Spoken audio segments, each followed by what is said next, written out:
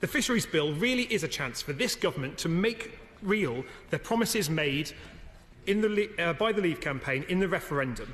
So far, big promises have not been matched by delivery. Fishing communities in Plymouth and across the country do not want grand promises. They need honesty and clarity from government and to have those promises delivered. The bill is a missed opportunity. What we have in front of us is a once-in-a-lifetime opportunity to start afresh and create a truly world-class sustainable fisheries policy.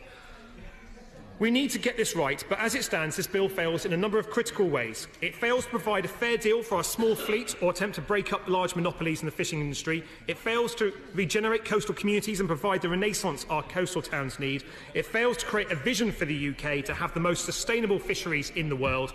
It fails to ensure frictionless access to the single market. Indeed, the Prime Minister's bad deal, it risks tariffs on our fish. We don't want tax on our fish. And it fails to ensure there's supply chain fairness across the board. As the member for Great Grimsby said, while this bill in theory gives us greater access to our waters, it says nothing meaningful about redistributing quota more fairly across the British fleet. The fixed quota allocation system has been heavily criticised on both sides of the House in this debate, and it's unfair, but it hasn't been updated since the 1990s.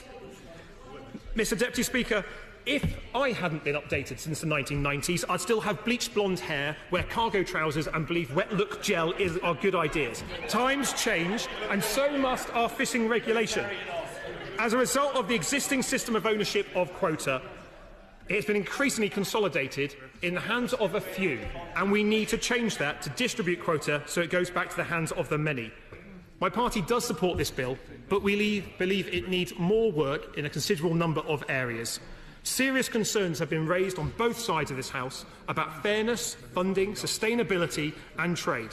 And I put on notice the government that if we can't achieve those improvements, they should not necessarily count on our support in the future parliamentary stages.